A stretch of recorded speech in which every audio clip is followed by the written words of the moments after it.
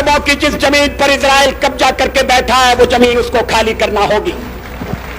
कि फिलिस्तीनी हैं उनके उचित अधिकारों की प्रस्थापना होना चाहिए। इजराइल के अस्तित्व को तो सोवियत रूस ने, अमेरिका ने भी स्वीकार किया है, हम भी स्वीकार कर चुके हैं। एक गलतफहमी पैदा की जा रही है, यह कहा जा रहा है जनता पार्टी की सरकार बन गई, वो अरबों का साथ नहीं देगी, इजराइल का साथ देगी। आदरणीय मुरारजी भाई इस स्थिति को स्पष्ट कर चुके हैं। गलतफहमी को दूर करने के लिए मैं कहना चाहता हूं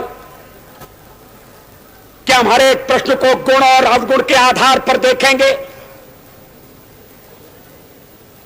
लेकिन मध्य पूर्व के बारे में यह स्थिति साफ है कि अरबों की जिस जमीन पर इजराइल कब्जा करके बैठा है वो जमीन उसको खाली करना होगी। आक्रमणकारी आक्रमण के फलों का उपभोग करे, यह हमें अपने संबंध में स्वीकार नहीं है, तो जो नियम हम पर लागू है वो औरों पर भी लागू होगा।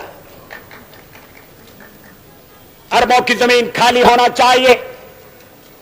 जो फिलिस्तीन है, उनके फिलिस्तीनी हैं उनके उचित अधिकारों की प्रस्थापना होना चाहिए।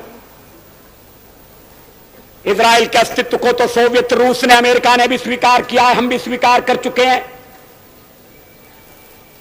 मध्य पूर्व का एक ऐसा हल निकालना पड़ेगा इसमें आक्रमण का परिमार्जन हो और स्थायी शांति का आधार बने। गलतफहमी की गुंजाइश कहां है, लेकिन शायद वक्ता के नाते मैं अपने अधिकार का अतिक्रमण कर रहा हूं।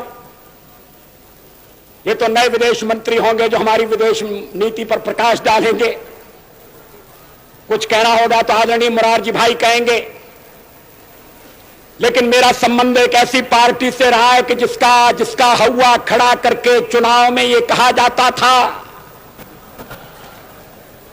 कि जनता पार्टी पर जनसंघ हावी है और जनसंघ मुसलमानों का दुश्मन है।